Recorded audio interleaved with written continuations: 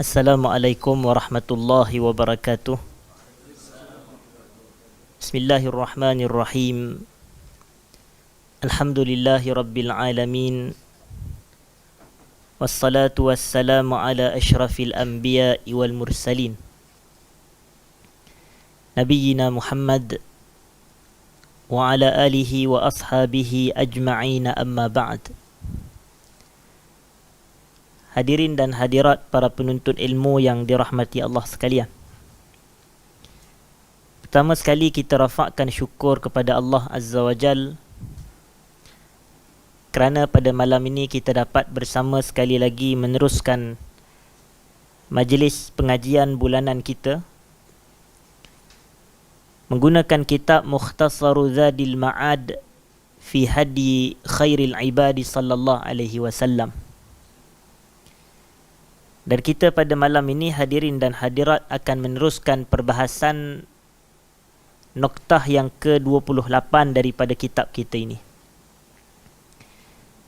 Iaitu pada kuliah kita yang lepas kita telah sebut secara ringkas Faslun fi hadihi sallallahu alaihi wasallam fi nikah. Fasal berkenaan dengan petunjuk Nabi dalam perkahwinan dan pernikahan. Wa mu'asyaratihi sallallahu alaihi wasallam ahlah, dan bagaimanakah Nabi bergaul dengan isteri-isteri baginda sallallahu alaihi wasallam. Dan seperti yang kita maklum, apabila Al-Quran menyebutkan laqad kana lakum fi rasulillahi uswatun hasanah, sesungguhnya buat diri kamu pada pribadi Rasulullah sallallahu alaihi wasallam itu terdapat padanya uswatun hasanah, contoh teladan yang terbaik. Uswah hasanah adalah qudwah hasanah. Maka contoh teladan yang terbaik itu dalam dua aspek. Yang pertama dalam bab muamalat dunia, dan yang keduanya dalam bab ibadat akhirat. Kerana urusan hidup kita ini terbahagi kepada urusan dunia dan urusan akhirat. Jadi dalam urusan dunia pun contoh ikutan kita adalah baginda, dan dalam bab-bab akhirat contoh ikutan kita adalah Rasulullah sallallahu alaihi wasallam. Termasuk ikutan dan teladan dalam bab-bab dunia ni adalah dalam bab-bab makan dan minum Nabi sallallahu alaihi wasallam. Bab-bab bagaimana baginda berpakaian, dan bab-bab bagaimana baginda bergaul dan berurusan dengan isteri-isteri Nabi sallallahu alaihi wasallam. Ini termasuk dalam kategori muamalat dunia. Dan disebutkan di sini oleh penulis kitab kita Al-Imam Ibnul Qayyim rahimahullah, sahha anhu sallallahu alaihi wasallam min hadithi Anas radhiyallahu anhu annahu sallallahu alaihi wasallam qala, sesungguhnya telah sahih daripada Nabi sallallahu alaihi wasallam berdasarkan sebuah hadis yang diriwayatkan oleh Anas bin Malik radhiyallahu anhu, khadimu Rasulillah sallallahu alaihi wasallam, pembantu atau khadam Nabi sallallahu alaihi wasallam, yang mana baginda alaihi salatu wassalam menyatakan, hubbiba ilayya min dunyakum an-nisa'u wat-tib, telah diberikan perasaan cinta kepadaku daripada urusan dunia kamu. Dua perkara kata Nabi sallallahu alaihi wasallam. Hubbiba ilayya, telah diberikan perasaan suka, perasaan cinta kepada diri aku ini terhadap urusan dunia kamu, sebanyak dua perkara kata Nabi sallallahu alaihi wasallam. Dan atas faktor itu yang saya sebut urusan perkahwinan, muamalat dan urusan hubungan Nabi dengan isterinya sallallahu alaihi wasallam sebagai urusan dunia, bahkan Nabi mensifatkan ia bahagian daripada urusan dunia. Sebab tu Nabi kata hubbiba ilayya min dunyakum, bukan min akhiratikum, bukan min ibadatikum, bukan urusan akhirat, bukan urusan ibadat, tak. Tapi Nabi kata urusan dunia kamu. Dan dua perkara yang Allah berikan kesukaan dan kecintaan pada diri Nabi, yang pertamanya adalah An-Nisa, iaitu Nabi kasih kepada orang-orang perempuan. Nabi sayang kepada orang-orang perempuan. Jadi adalah amat-amat kontradik kalau orang kata agama kita ini yang dibawa oleh Nabi sallallahu alaihi wasallam menindas dan menzalimi orang perempuan. Tidak. Kerana Nabi sifat baginda direzekikan perasaan kasih dan sayang kepada orang perempuan. Banyak wasiat yang Nabi beri supaya kita ini menjaga orang perempuan, melindungi mereka, mempertahankan mereka, membantu dan menolong mereka. Jadi tak timbul isu agama kita menzalimi hak orang perempuan. Wattib, dan Nabi kita sallallahu alaihi wasallam antara perkara dunia yang Nabi suka adalah minyak wangi ataupun wangi-wangian. Nabi sallallahu alaihi wasallam suka memakai wangi-wangian. Hakikatnya kita juga dituntut untuk sentiasa memastikan diri kita ini sekurang-kurangnya tidak berbau busuk. Itu maknanya. Dia tidaklah syarat kena pakai minyak wangi yang banyak, yang tebal, tidak. Tapi sekurang-kurangnya biar badan kita itu tidak berbau. Kalau tak nak pakai minyak wangi pun. Jadi kita pasti badan tak berbau dalam erti kata kalau kita mandi biar sabun. Kalau malas sabun, belilah syampu badan, pakai. Yang tu akan mengurangkan bau badan. Ni kadang sabun tidak, lagi teruk pada tu mandi pun tak. Mujurlah sekarang ni musim hujan katakan. Jadi bila musim hujan dia tidaklah berbau sangat. Macam kami di Jordan dahulu, time musim sejuk seminggu tak mandi tu biasa. Tapi badan kita tak bau walau seminggu tak mandi sebab musim sejuk. Jadi musim sejuk tak ada sangat nak bau-bau badan ni. Tapi kalau musim saifi tu, musim panas, maka kita kata kena mandilah. Macam kita pun walaupun musim hujan, tapi kita pun ada hadnya tidaklah sejuk sangat. Jadi dia panas tu dan boleh mendatangkan bau, maka kena juga mandi supaya dapat kurangkan bau badan. Nabi SAW suka kepada wangian. Dan Nabi SAW kasih kepada orang perempuan. Lalu Nabi SAW menyambung dalam hadis ini, hadis riwayat An-Nasa'i, وَجُعِلَتْ قُرَّةُ عَيْنِي فِي الصَّلَاةِ, dan telah dijadikan penyejuk mataku terdapat ketika aku salat. Maknanya salat tu disifatkan sebagai qurratu ain. Qurratu ain ni adalah penyejuk mata. Maknanya bila kita lihat, kita tenang. Bila kita buat, kita rasa tenang. Inilah yang kita baca dalam doa yang Al-Quran ajarkan di dalam surah Al-Furqan itu. Ciri-ciri ibadur rahman, yang mana antara ciri mereka tu walladzina yaquluna rabbana hab lana min azwajina wa dhurriyyatina qurrata a'yun waj'alna lil muttaqina imama. Wahai Tuhan kami Allah, hab lana, berikan kepada kami, min azwajina, daripada pasangan-pasangan kami. Kalau orang lelaki baca, dia rujuk kepada orang perempuan. Kalau orang perempuan baca, dia rujuk kepada pasangan dia dari kalangan orang lelaki. Kemudian, wa dzurriyyatina, dan zuriat-zuriat kami. Qurrata a'yun, sebagai penyejuk mata. Penyejuk mata bila kita lihat perbuatan dia, ucapan dia tak menyakitkan hati. Ada sebahagian masyarakat ni, bila kita tengok dia je, rupa paras dia, wajah dia, kita rasa tenang. Walaupun dia belum bercakap lagi, tapi kita rasa tenang. Bila dia bercakap pun kita kata Allah, baik budaknya, contoh. Sopan santun kata-katanya. Cakap pun lemah lembut. Yang tu bercakap. Bila dia beramal pula, kadang tengok, kalau dia orang kata kadang masyarakat kita punya adat, lalu depan orang tua tunduk jalan. Nampak? Bila kita tengok Allah, ni anak siapa dia ni boleh jadi menantu ni, contoh. Kemudian kita tengok dari sudut tindak tanduk yang lain macam-macam. Baik sangat orang. Jadi itu maknanya bila kita tengok kepada ucapan dia, kepada perbuatan tindak tanduk dia, kita rasa apa? Rasa tenang. Rasa tenang. Itulah qurratu ain, sejuk mata memandang. Tapi Nabi SAW, Nabi kata, وَجُعِلَتْ قُرَّةُ عَيْنِي فِي الصَّلَاةِ, dijadikan penyejuk mata buat diriku ini dalam semayang. Maknanya Nabi suka salat. Nabi suka salat. Dan Nabi SAW, salatlah sebenarnya masa Nabi berehat. Sebenarnya Nabi di luar salat, Nabi sibuk. Kita ni di luar salat yang kita lapang. Jadi sebab itu beza kita dengan Nabi SAW. Apa bukti Nabi ketika Nabi di luar salat Nabi sibuk dan di dalam salat Nabi berehat? Bila Nabi bagi tahu kepada Bilal bin Rabah selaku muazzin, selaku tukang azan tu, Nabi kata, arihna biha ya Bilal. Rehatkan kami biha. Biha ni dengan salat wahai Bilal. Maknanya salat tu adalah suatu kerehatan Nabi.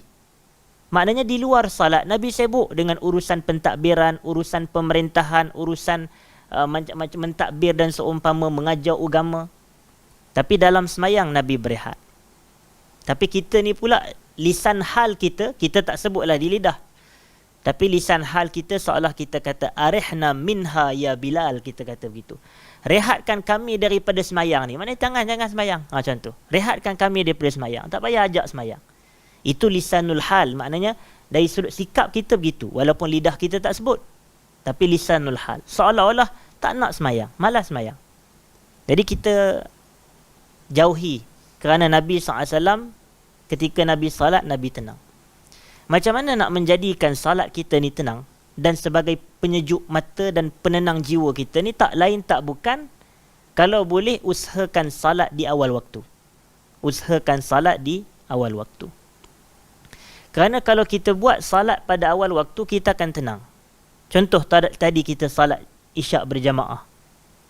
Bila kita salat dalam pukul 9, kita nak dengar kuliah pun jadi rasa relax je. Lepas kuliah ni nak lepak mamak pun, kita rasa aku dah selesai kewajipan dah. Tak ada apa. Tapi cuba bayang kalau lepas kuliah tak semayang lagi. Kawan ajak pergi lepak mamak. Contoh. Tak payah sebutlah restoran mana. Tetapi kawan duk ajak kita lepak. Jadi bila kita nak lepak, kita pun jadi belah bahagi. Aku tak semayang lagi. Kalau dia nak join juga, tapi dalam masa sama perut lapar. Dia nak join juga, tapi duk fikir tak semayang. Penyudah kadang-kadang balik rumah, tak semayang. Kuliah berdengar ceramah tadi, ustaz fahami. Balik tak semayang. Contoh. Jadi sebab itu, kita salat pada awal waktu. Nabi SAW suatu hari, dalam hadis Muslim, Nabi tengok ada seorang lelaki ni, dia melewatkan solat asar sehingga waktu maghrib hampir masuk. Dalam erti kata sehingga matahari hampir terbenam. Dia baru nak salat. Dan Nabi SAW sebut tilka salatul munafiqin. Itu adalah salat siapa? Orang-orang munafik. La yadhkurullaha fiha illa qalila. Yang mana dia takkan dapat ingat Allah dalam semayang yang jenis itu, melainkan sedikit sahaja. Kan hakikatnya Quran sifatkan munafik. Begitulah sifatnya. Idza qamu ila salati qamu kusala. Kemudian la yadhkurunallaha illa qalila. Jadi apabila mereka mendirikan salat, munafik ni semayang juga, tapi dia mendirikan salat dalam keadaan malas-malas. Dan dia tak ingat Allah kecuali sedikit. Jadi macam tu juga bila kita semayang kat hujung-hujung waktu ni. Biasa kalau kita tengok orang yang mazhab dia semayang hujung waktu ni, contohnya kalau maghrib masuk katalah 7:16 katakan. Dia pukul 7 orang nak semayang asar. Atau 7:05 minit lagi advance. 7:05 minit. Dan bila 7:05 minit nak semayang asar tu, kita tengok dia semayang asar macam mana. Punya laju dia semayang, betul tak? Dah kalau semayang laju, macam mana dia nak ingat Allah lama? Tapi kalau kita salat awal waktu, masa tempoh yang membolehkan kita salat tu panjang. Jadi sebab tu kita boleh semayang lama. Dia pada semayang lama ni yang terdapat ketenangan ni. Tapi yang lebih tenang bila kita faham apa yang kita baca. Kalau kita tak faham apa yang kita baca, atau kalau kita tak faham apa yang imam baca, tu yang duk batuk-batuk kat belakang tu. Isyarat imam jadi-jadilah tu. Contoh. Itulah sebab dia. Sebab kita tak faham. Jadi sebab tu bila imam baca agak panjang sikit, kita kat belakang. Nak bercakap tak boleh, batal semayang.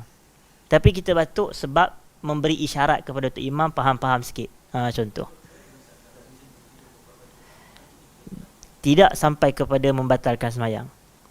Dia tidak membatalkan salat. Cuma kita elakkan makruh paling tinggi perbuatan-perbuatan seperti ini, sebab kita nak tengok apa tujuan kadang-kadang. Macam seolah, macam kita kata tadilah, dia tak ada ketenangan pada sembahyang. Padahal sebab kita kena faham, kalau kita tengok ulama-ulama kita dulu, kadang Nabi kita sallallahu alaihi wasallam, Nabi tak baca banyak sangat. Nabi ni adalah bahagian sembahyang Nabi. Kadang Nabi baca banyak ayat dalam satu rakaat salat. Macam kita tahu yang ada sahabat riwayat Nabi baca Al-Baqarah sampai habis. Kemudian selepas baca Baqarah, Nabi baca An-Nisa. Selepas An-Nisa, Nabi baca Ali Imran. Al-Baqarah ni ada 200 berapa ayat? 86 ayat. An-Nisa ada 176. Ali Imran ada 200 ayat. Jadi cuba kalau kita congak 286, 176, 200 ayat, kan kelebih daripada 600 ayat. Ada masa Nabi baca dalam satu rakaat tu banyak ayat. Tapi ada masa Nabi salat malam ni, Nabi salat tahajud ni, Nabi SAW hanya mengulang satu ayat sahaja yang Nabi baca sampai pagi. Satu ayat je. Tapi Nabi tak rokok, Nabi terus baca ulang. Ayat tu adalah in tu'adzibhum fa innahum ibaduk. Sekiranya kamu mengazab mereka ya Allah, mereka adalah hamba kamu. Wa in taghfir lahum, sekiranya kamu mengampunkan mereka, fa innaka antal ghafurur rahim. Itu kalau saya tak silap ayat tu. Tapi kalau saya salah boleh betulkan. Jadi maknanya, kalau kau ampunkan mereka, sesungguhnya engkau adalah Tuhan yang Maha Pengampun. Nabi hanya baca tu je sampai pagi. In tu'adzibhum fa innahum ibadu. Kalau kau azab mereka ya Allah, mereka hamba kamu. Layak mereka kena azab dengan kamu sebagai Tuhan. Tapi kalau kau ampun mereka, kau adalah Tuhan yang Maha Pengampun lagi Maha Penyayang. Ulang baca. Jadi tak salah kita dah ulang-ulang bacaan sebegitu. Banyak ulama-ulama kita pun dah ulang ayat yang sama juga. Antaranya ada satu isteri Nabi SAW. Dia baca ayat Quran daripada selepas subuh. Kemudian dia punya cucu dia dah keluar rumah pergi urusan cari pasar dan seumpama. Cucu dia balik tengok nenek dia tak habis lagi duk mengulang ayat yang sama. Kerana pada mereka pengulangan ayat Quran padanya ketenangan di dalam salat. Padanya ketenangan. Jadi kita kena mencari ketenangan. Tapi kalau yang paling utama yang saya boleh sarankan adalah untuk kita menguasai bahasa Arab.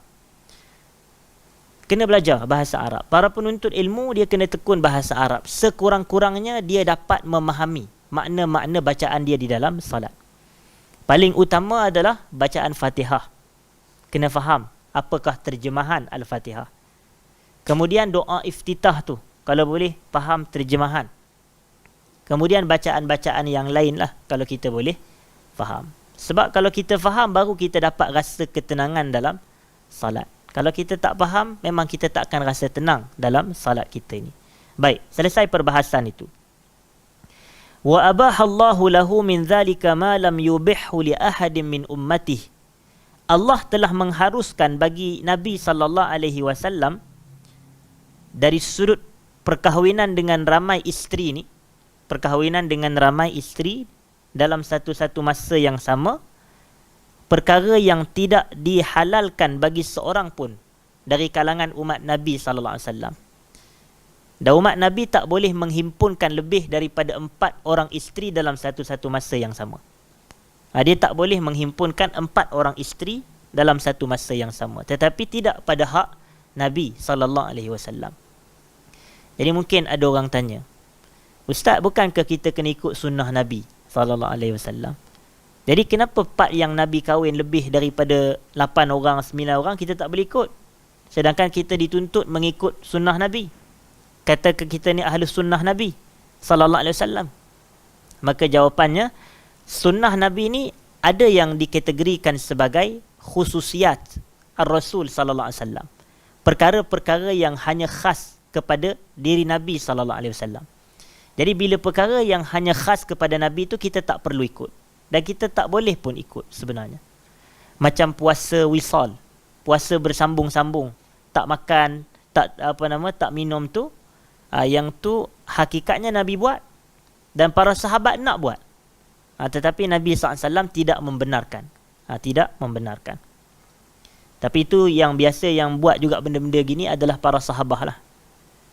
Kita bukan puasa wisal tak buat tu. Isnin Khamis pun tak buat. Tapi yang sahabat ni dia nak semangat mengikut puasa Nabi SAW.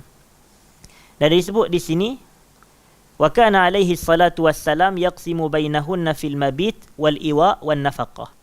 Nabi SAW mengagih-agihkan antara isteri Nabi SAW ataupun meletakkan ada jadual. Maknanya hari ni tidur bersama kawan ni, hari ni Nabi di rumah kawan ni. Kemudian kawan ni Nabi memberikan nafkah mengikut keperluan masing-masing. Maknanya Nabi ni walaupun isteri ramai, nak gambar di sini Nabi adil. Nabi adil. Dalam erti kata Nabi meletakkan sesuatu tu pada tempat dia. Nabi meraihkan hak bagi setiap seorang isteri-isteri Nabi sallallahu alaihi wasallam. Dan Nabi SAW juga disebut di sini telah menceraikan salah seorang isteri Nabi dan baginda rujuk balik. Baginda rujuk semula. Dan satu-satunya isteri Nabi yang diceraikan siapa dia?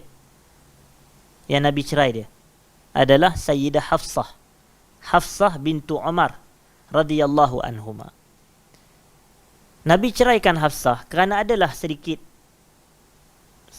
yang berlaku, tetapi kita tak, orang kata, membahas secara berlebih-lebihan apa yang berlaku antara isteri Nabi SAW. Cuma yang kita nak sebutkan adalah Nabi menceraikan isterinya. Tapi cerai Nabi itu adalah talak raj'i, talak yang boleh dirujuk.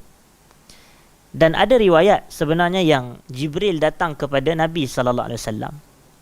Jibril datang. Dan ada riwayat lagi atas faktor Sayyiduna Umar ni dia rasa duka cita. Dia rasa duka cita kerana Nabi SAW menceraikan anak perempuannya, Hafsah. Hafsah ni anak Umar bin Al-Khattab. Lalu datanglah Jibril kepada Nabi SAW dalam sebuah hadis.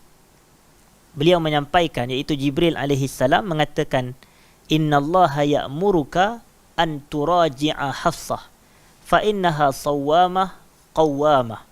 Allah perintahkan kamu, wahai Muhammad SAW, untuk rujuk kembali kepada Hafsah.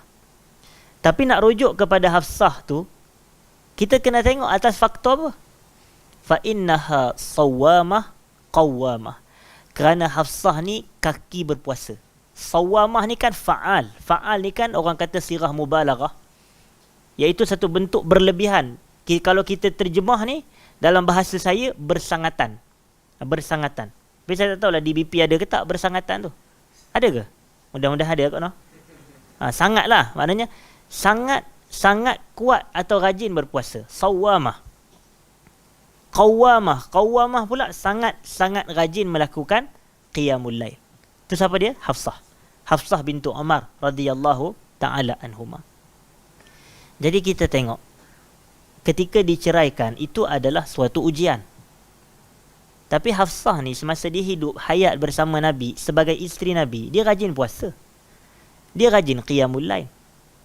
Jadi apa sahaja yang kita lakukan semasa kita senang daripada ketaatan dan kebaikan, Allah akan tolong kita masa kita susah nanti. Bila dia diceraikan, datang malaikat memerintahkan supaya rujuk balik kepada Hafsah. Kerana dia atas faktor amalan dia itulah menyebab dia dirujuk kembali. Fa innaha sawwamah qawwamah. Jadi sebab tu kita kena teliti sebuah hadis Nabi SAW yang mana Nabi kita menyebut ta'arraf ilallahi fir rakha ya'rifuka fish shiddah, kata Nabi. Kenalilah Allah semasa kamu senang, Allah akan kenal kamu semasa kamu susah. Maksud kenal Allah semasa senang tu adalah ingat Allah dengan melakukan ketaatan. Jangan lupa Allah, abaikan Allah dengan melakukan kemaksiatan ketika senang, jangan. Tapi ingat Allah dalam erti kata buat ketaatan semasa kita senang. Ya'rifuka fi syiddah. Allah akan ingat kita semasa kita susah. Dahulu Nabi Yunus alaihi salam dalam surah Al-Anbiya Allah cerita, wa zannuni idh dhahaba mughadiban fadhanna an lan naqdira alaihi fadhanna an lan naqdira alaihi fanada fi dhulumat alla ilaha illa anta subhanaka inni kuntu minadh zalimin. Dan ingat Nabi Yunus alaihi salatu wassalam, ketika dia pergi meninggal kaum dia dalam keadaan marah kepada kaum dia. Dan dia menyangka yang kami takkan dapat ambil tindakan terhadap perbuatannya itu. Rupanya dia dibaham oleh ikan nun. Ikan yang begitu besar.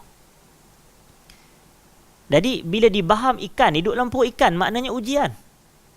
Satu kesukaran dan kesulitan, nak keluar tak boleh, macam mana gayanya? Kalau kita duduk dalam perut manusia, kita boleh kata Assalamualaikum, kita boleh kata begitu. Tapi tak logik lah kan. Tapi ni perut ikan ni kan dia faham bahasa kita.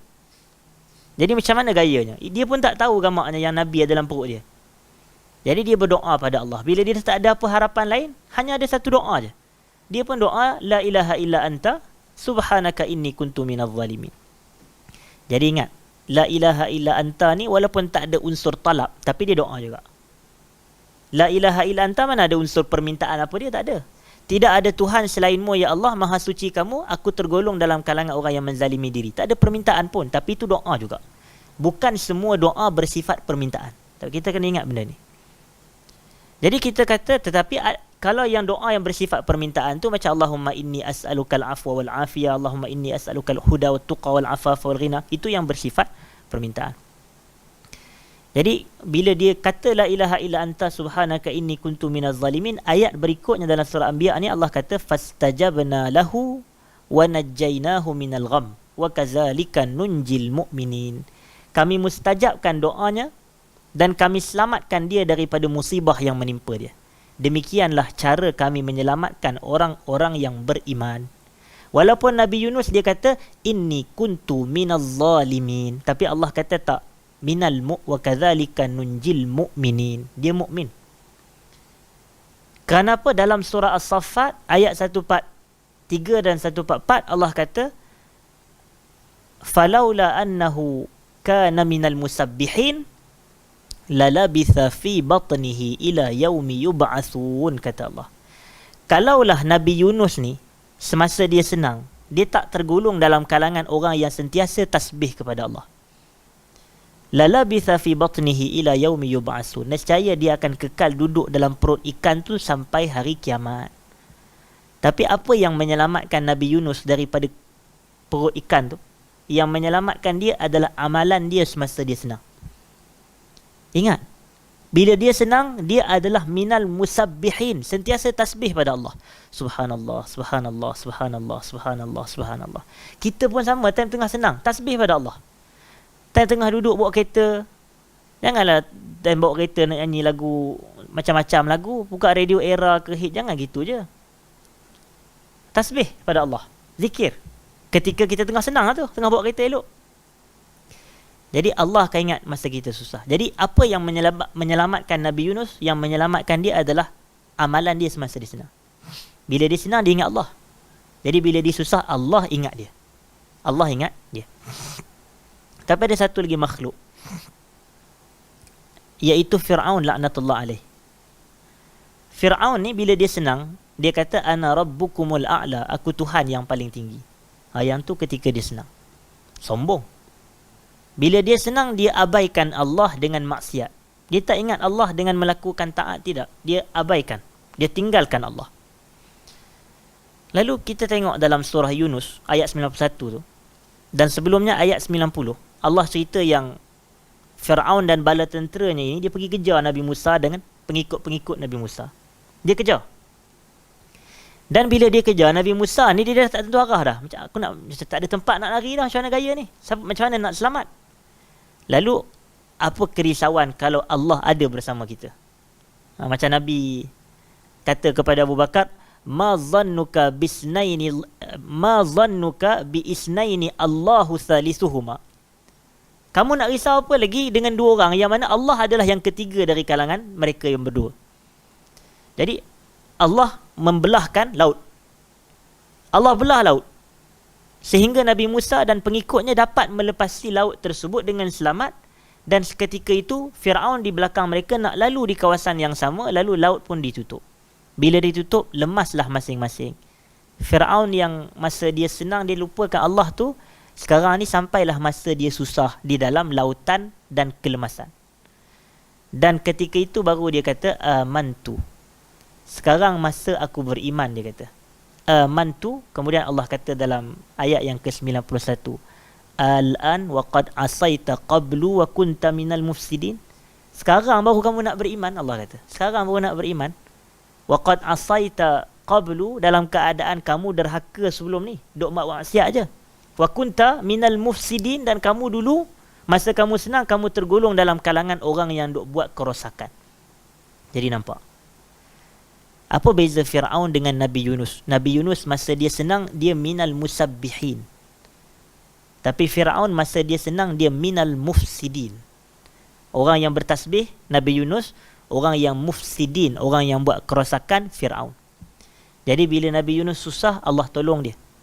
Dan bila Fir'aun dalam susah, Allah tinggalkan dia. Jadi itu. Ta'arraf ilallahi fir rakha ya'rifuka fi syiddah.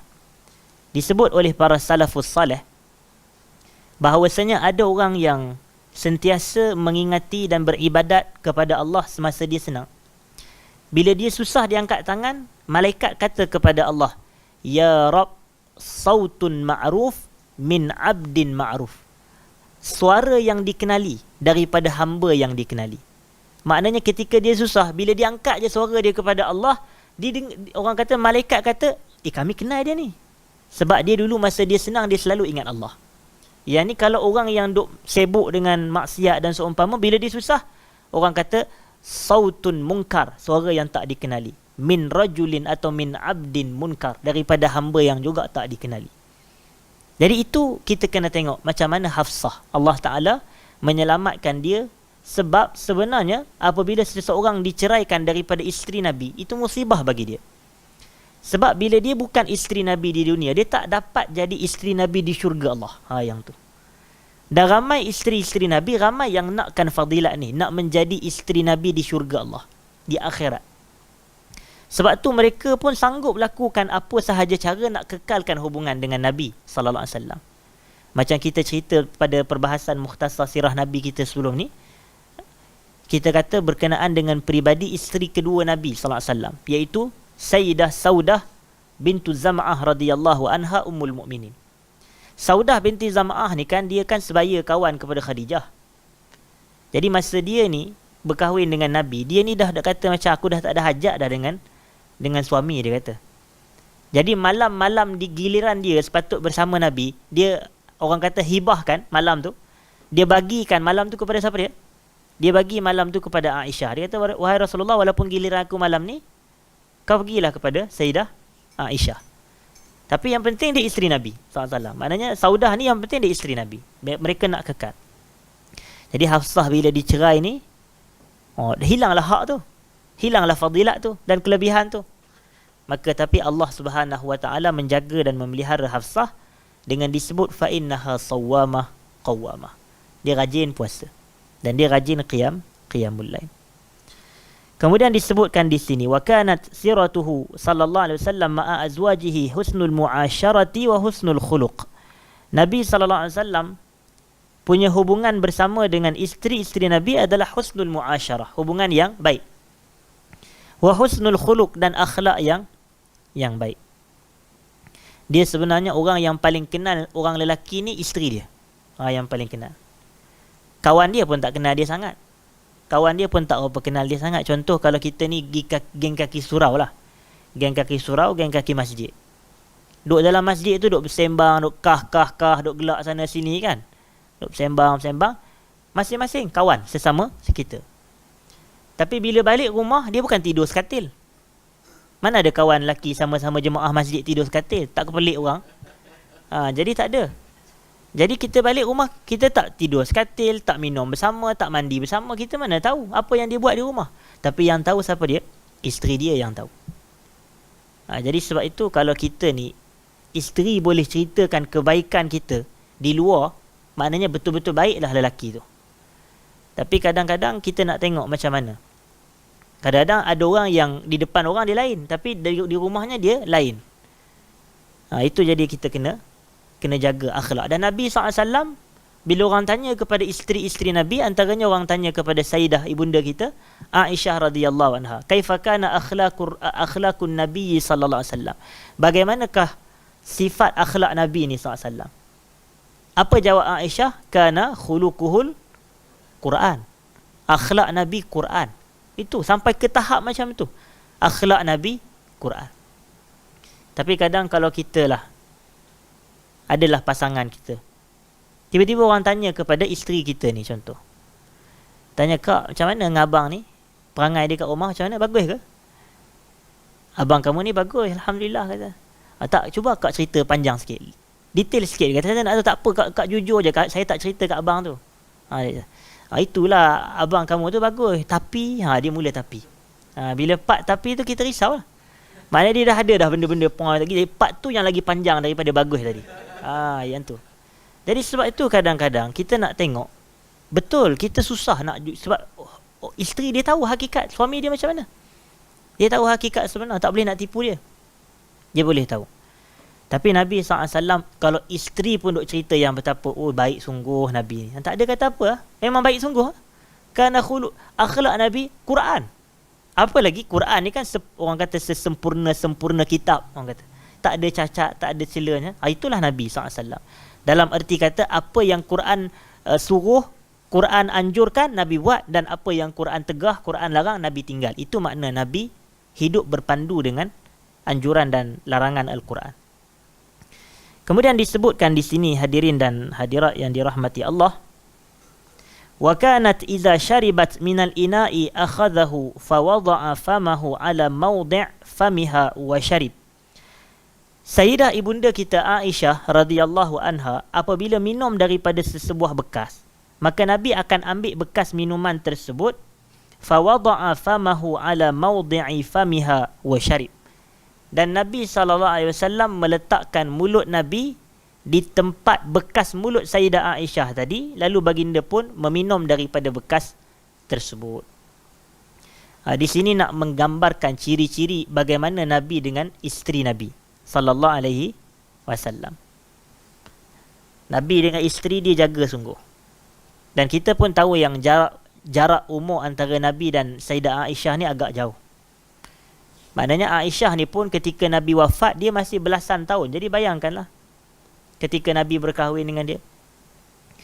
Jadi Aisyah ni dia ada orang kata jiwa-jiwa remaja ataupun jiwa kanak-kanak. Maka kadang kalau Aisyah nak berhibur, nak berseronok, maka Nabi akan bermain dan bawa Sayyidah Aisyah main. Ataupun lihat kepada permainan-permainan yang ada pada zaman tersebut lah. Dan permainan tu tak sama lah dengan permainan pada hari ni. Tetapi yang penting tak ada lara lah. Yang tak ada lara. Jadi Nabi bawa. Dan kalau nak minum, kalau part mana yang Aisyah minum, part tu yang Nabi akan minum. Kalau zaman kita pada hari ni, kalau straw tu, share straw yang sama contoh. Gitu. Tapi lebih kurang itu je lah. Maknanya kesan mulut tu dia nak letak di situ. Orang nak kata nak menggambarkan, orang kata betapa sayangnya Nabi SAW kepada isteri Nabi. Dan itu adalah hukum dia harus. Hukum dia adalah harus. Kalau ada orang kata tak baik dari sudut kesihatan ke, orang kata bercampur air liur ke, terpulang sebab benda harus. Benda harus ni apa yang syarak beri kita pilihan. Nak buat, tak nak buat pun tak apa. Bukan jadi satu isu besar. Orang kita kadang benda harus pun jadi isu negara. Benda harus je. Macam banyaklah isu-isu yang berlaku di media sosial. Sebenarnya dari sudut hukum dia harus. Tetapi orang kita nak jadi isu tu isu besar. Baik. Dan banyak lagi disebutkan di sini apabila Aisyah nak makan daging, Nabi akan kunyahkan dan begitu. Dan Nabi akan mempermudahkan bagi isteri-isteri Nabi SAW untuk memakannya. Dan banyak disebut di sini keadaan Aisyah ketika di rumah. Nabi SAW akan bersandar di dinding rumah Aisyah ataupun bilik Aisyah, dan Nabi akan membaca Quran sallallahu alaihi wasallam sambil didengari oleh Sayyidah Aisyah radhiyallahu taala anha. Baik. Dan ada juga riwayat wa kana ya'muruha wa hiya haidun fatattazir summa yubashiruha. Nabi ni pernah waktu itu ketika Aisyah dalam keadaan haid pun, maknanya Nabi tak menafikan kemesraan berlaku ketika Aisyah haid. Kemesraan berlaku ketika Aisyah haid. Walaupun ketika seorang wanita haid dia haram untuk mengadakan hubungan suami isteri dengan pasangan dia, kerana nas, haram berdasarkan nas. Allah kata wa yas'alunaka 'anil mahid qul huwa adha fa'tazilun nisaa fil mahid wa la taqrabuhunna hatta yathurn. Dan mereka iaitu para sahabat bertanyakan kepadamu wahai Muhammad berkenaan dengan darah haid. Kul, katakan wahai Muhammad, jawab, Allah bagi jawapan, huwa adha, darah haid adalah kotoran. Darah haid adalah kotoran. Jadi kalau darah haid kotoran, nifas tu darah ke tidak? Nifas pun darah yang keluar daripada orang perempuan selepas dia bersalin. Jadi sifatnya apa? Kotoran juga. Jadi kalau nifas kotoran, maka ulama qiyaskan nifas kepada haid. Walaupun tak ada dalil yang spesifik, tapi dalilnya adalah qiyas. Dalil adalah qiyas. Jadi kul huwa adza, dan Allah kata fa'tazilun nisaa fil mahid, jauhilah, tinggalkanlah orang perempuan, asingkan diri kamu dengan orang perempuan ketika mereka haid. Wala taqrabuhunna hatta yathurn, jangan kamu mendekati mereka sehingga mereka suci. Dan mendekati di situ tak lain tak bukan adalah jima'. Kerana Nabi di sini, Nabi yubashiruha, kerana Nabi bermesraan. Tetapi bermesraan yang tak sampai kepada tahapan hubungan intim tu. Hubungan suami isteri, dia tak sampai tahap tu. Maknanya ada batasan dia. Tapi Allah kata fala taqrabuhunna hatta yathurn. Dan yathurna adalah perbuatan orang perempuan ke perbuatan Allah? Yathurna tu adalah perbuatan orang perempuan. Jadi sebenarnya boleh bagi seorang suami adakan hubungan dengan isterinya bukan selepas isteri tamat haid, bukan. Tetapi boleh bagi suami bersama dengan isterinya selepas dia tamat haid dan setelah dia mandi wajib. Yang ni yang penting sekali. Yang ni tak dandan, lepas habis haid je tak mandi wajib lagi, dah kata boleh. Sedangkan tak betul. Kerana Quran kata fala taqrabuhunna hatta yathurna, sehingga mereka bersuci. Bukan sehingga mereka suci daripada haid. Kalau suci daripada haid itu kerja Tuhan, bukan kerja orang perempuan. Tapi sehingga mereka bersuci, bersuci ni kerja orang perempuan.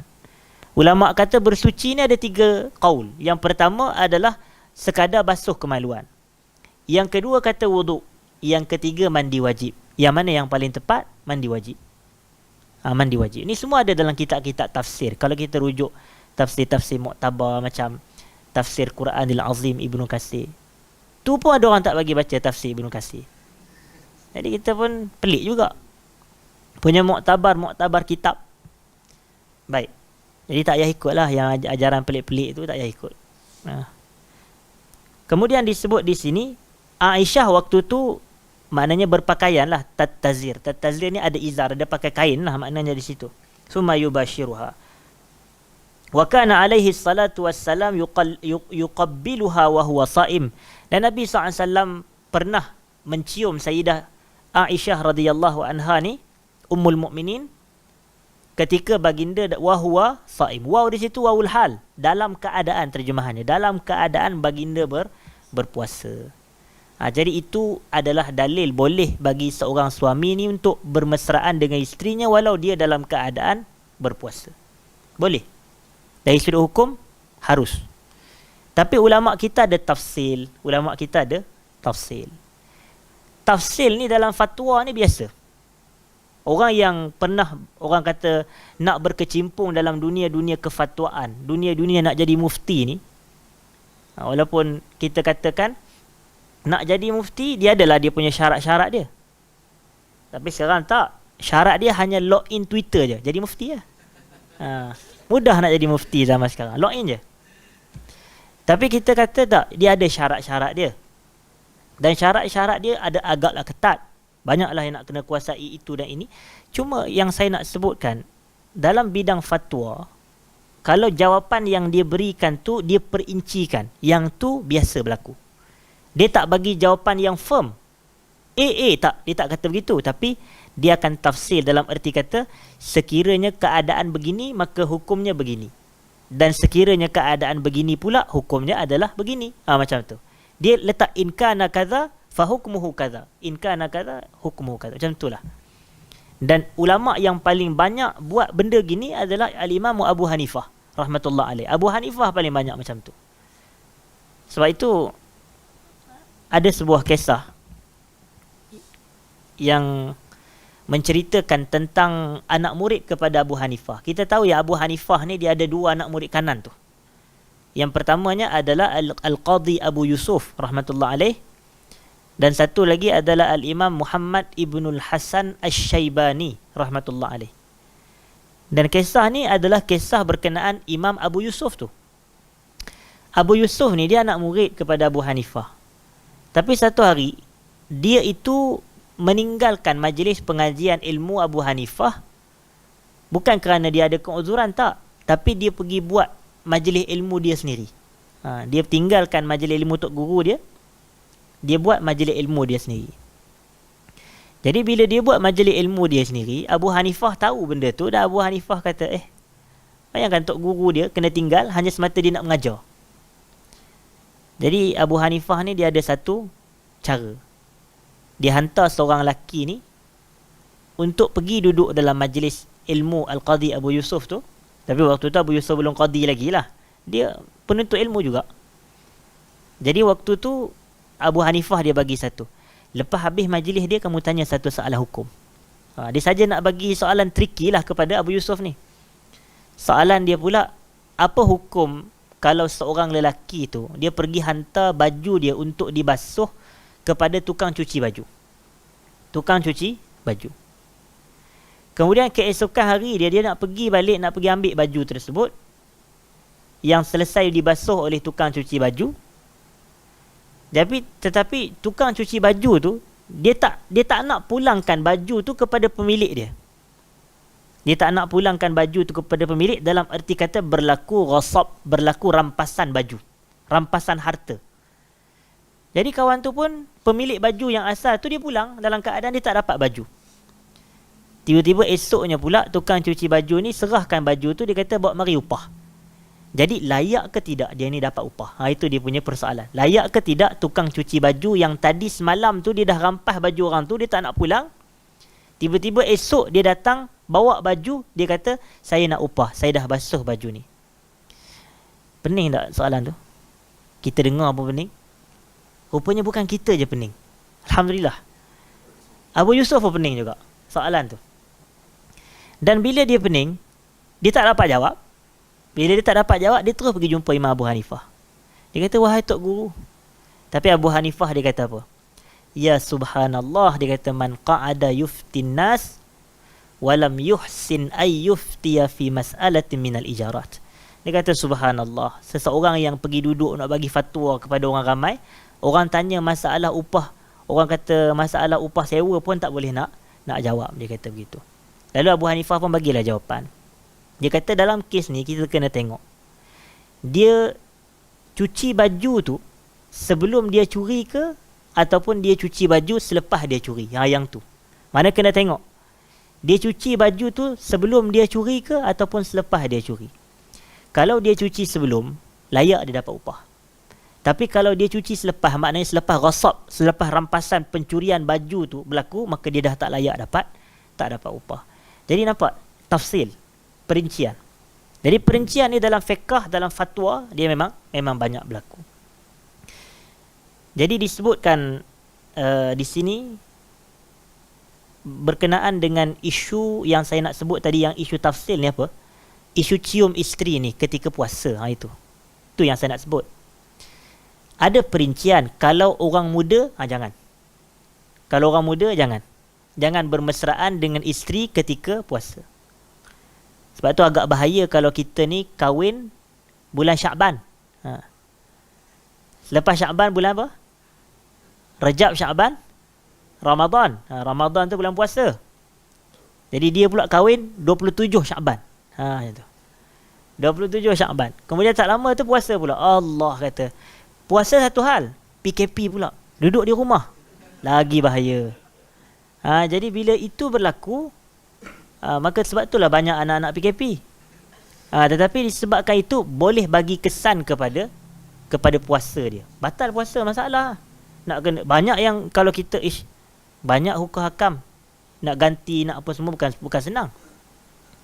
Jadi oleh kerana itu ulama-ulama saran tak ni. Nak kahwin dalam bulan Syawal ke apa dia kan, yang tu bagus juga. Baik. Jadi kalau untuk orang muda, ulama kita kata jangan bermesraan, hatta bercumbuan ke, berpelukan ke, bertampar pipi ke, jangan. Tapi kalau orang tua-tua ni tak apa.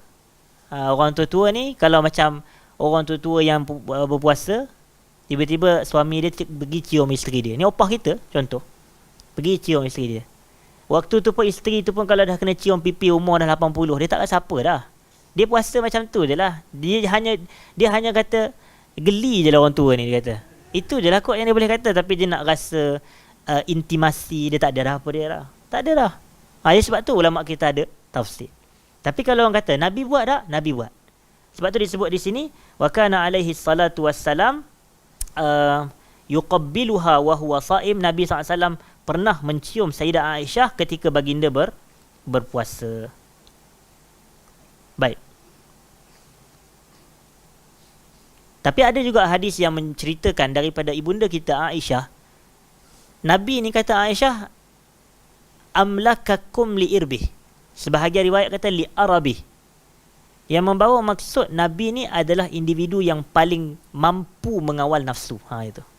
Siapa dari kalangan kita yang paling mampu mengawal nafsu? Tak ada lain yang lebih kuat dan lebih mampu menahan nafsunya kecuali Nabi kita sallallahu alaihi wasallam. Baik. Dan kemudian banyak lagi lah perbahasan di sini. Dan disebutkan, saya nak ringkaskan di sini. Wa kana idza arada safaran aqra'a baina nisa'i. Nabi kadang apabila Nabi nak pergi bermusafir, Nabi akan cabut undi antara isteri-isteri Nabi. Cabut undi ni tak lain tak bukan bertujuan adalah siapa yang naik dia punya anak panah dia, maknanya anak panah tu milik dia, maka dia akan dapat peluang untuk mengikuti Nabi berduaan dalam permusafiran. Itu makna dia. Fa ayyatuhunna kharaja sahmuha kharaja biha ma'ahu. Sesiapa dari kalangan isteri-isteri Nabi yang mana dia punya saham. Saham ni anak panah tu. Keluar daripada bekas simpanan anak panah, maka kharaja biha ma'ahu. Maka dia akan dapat keluar bermusafir bersama dengan Nabi sallallahu alaihi wasallam. Baik. Jadi itu maknanya Nabi ni dia nak bagi adil. Dia nak bagi adil. Tapi kita tengok Nabi ni kalau isteri ramai pun dia boleh buat satu keputusan yang adil. Kita ni patut kalau isteri seorang lah yang paling boleh buat macam-macam. Tapi kadang isteri seorang tu lah isteri nak terasa hati macam-macam. Maknanya boleh kata kelemahan kita sebagai lelaki. Kalau tengok Nabi SAW, dia praktikal Nabi SAW. Orang kata menzahirkan keadilan. Tak ada, orang tak terasa sangat. Tak adalah rasa zalim ke apa, tak ada. Tetapi oleh kerana itu kita tengok macam mana Nabi. Sebab okey, ni hari ni giliran orang ni, hari ni giliran orang ni. Tapi ada sebahagian orang kita ni kahwin dua je, tapi duduk pergi rumah isteri muda je hari-hari. Itu masalah juga. Lepas tu duduk kata, oh saya kahwin dua ni ikut sunnah Nabi. Ikut sunnah pada perkahwinan dua. Maknanya lebih seorang. Tapi tak ikut sunnah pada adil tu. Jadi sebab tu yang paling penting dalam poligami adalah adil. Iaitu meletak sesuatu pada tempat dia. Kalau tak mampu, fawahidah, cukup dengan isteri seorang. Kalau awak rasa awak tak mampu. Kadang orang lelaki ni, diri dia pun tak mampu nak jaga. Apatah lagi dia nak jaga seorang isteri lain. Dua orang macam tu. Dan disebutkan di sini, wa kana sallallahu alaihi wasallam ya'ti ahlahu akhiral laili wa awwalah. Nabi SAW kadang-kadang mendatangi isteri Nabi. Dan kalimah mendatangi ni maknanya hubungan suami isteri. Itu maknanya. Apabila Nabi mendatangi kadang-kadang Nabi SAW mendatangi ahli keluarga isteri Nabi ni pada penghujung malam. Penghujung malam ni dah dekat-dekat subuh tu. Dan kadang-kadang pada awal-awal malam. Macam pukul 10, pukul 11, kadang-kadang begitu. Pada awal malam. Wa idza jama'a awwal al-laili fa kana rubbama ightasala wa nam. Kalaulah Nabi sallallahu alaihi wasallam mengadakan hubungan suami isteri dengan isteri-isteri Nabi SAW pada awal malam. Macam pukul 10 lepas isyak, katakan ada hubungan, maka boleh jadi Nabi kita SAW telah pun mandi wajib dan kemudian baru Nabi tidur selepas mandi wajib. Wa rubbama tawadda' wa nam. Dan kadang-kadang pula Nabi boleh jadi wuduk sahaja dan tidur. Maknanya Nabi memastikan Nabi tak tidur dalam keadaan berjunub. Nabi tak tidur walaupun wuduk tak mengangkat junub, tapi sekurang-kurangnya kena berwuduk. Kena berwuduk. Tapi wuduk tak mengangkat junub. Yang mengangkat junub hanyalah mandi wajib. Jadi kita kena ingat, khususnya orang lelaki lah. Orang lelaki kalau sebelum tidur dia berjunub, dia kena bersihkan. Kalaulah dia tak mandi pada malam tu, walaupun tuntutannya mandi pada malam sebelum tidur, tapi sekurang-kurangnya dia kena berwuduk. Dia kena berwuduk. Baik. Jangan tidur dalam keadaan berjunub. Kalau ikut dalam kitab Ta'limul Muta'allim Zarnuji, Burhanuddin Zarnuji, walaupun tak adalah sandaran dia, tapi dia kata kalau siapa yang tidur dalam keadaan berjunub ni, dia akan mendatangkan kefakiran kepada orang tu. Itu pada pandangan dia lah. Tapi dia tak adalah sertakan. Dia kata banyak yang mendatangkan kefakiran dalam kitab Ta'limul Muta'allim ni. Antaranya makan tak basuh, antaranya tidur telanjang, dia kata. Antaranya tidur berjunub. Ini semua ni mendatangkan kemiskinan, dia kata. Tapi saya tak nilah, bab-bab tu saya tak panjang sangat dalam, tapi saya suka yang Ta'limul Muta'allim ni. Orang kita dalam orang pondok-pondok dia sebut pelita penuntut tu. Jadi, yang bagusnya adalah bab-bab akhlak adab penuntut ilmu tu. Macam kelebihan menuntut ilmu, yang tu, yang bab-bab depan-depan tu kita kena kuasai. Baik. Dan yang terakhirnya adalah wa kana sallallahu alaihi wasallam idza safara wa qadima lam yatruk ahlahu lailan.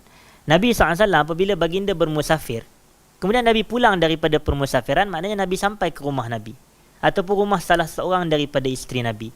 Dan bila sampai daripada musafir pada waktu malam, Nabi biasa takkan ketuk pintu rumah kerana Nabi tak nak ganggu. Nabi tak nak ganggu. Dan biasanya Nabi SAW akan pergi ke masjid. Lepas musafir, Nabi tak balik rumah, Nabi akan pergi ke masjid. Saya dengar daripada sebahagian asatizah kita, mereka kata isyaratnya adalah supaya kita tak balik rumah dalam keadaan kusuk masai. Orang bermusafir kan kusuk masai. Jadi bila dia kusuk masai, dia jumpa dengan ahli keluarga dia, dia tak sedap. Jadi dia pergi ke satu tempat lain untuk masjid contoh. Jadi dia boleh untuk segarkan diri dia ataupun segakkan diri dia, kemudian dia pun pulang dalam keadaan segak balik daripada bermusafir. Yang tu adalah petunjuk. Jadi macam itulah kita. Yang ni balik rumah apa semua malam kan, apa semua, kadang yelah kita kan sibuk masing-masing, sibuk dengan kuliah lama kan, contoh pukul 10.30 pun tak habis lagi. Jadi kita balik sampai ke rumah dah pukul 11 contoh. Jadi mungkin kalau tengok pasangan kita, Allah, laki aku ni nampak tak terurus, dia nampak entah apa benda dia ajar dak ustaz tu contoh. Jadi balik pun tak terurus. Jadi kalau balik-balik nak sampai rumah, tengok Nabi SAW punya petunjuk, Nabi tak akan ketuk sebab Nabi tak nak mengganggu. Nabi nak pastikan diri baginda sempat diurus dan terurus terlebih dahulu. Jadi selesai perbahasan tu dan insya-Allah kita akan masuk pada bab yang baru pada kuliah kita yang akan datang.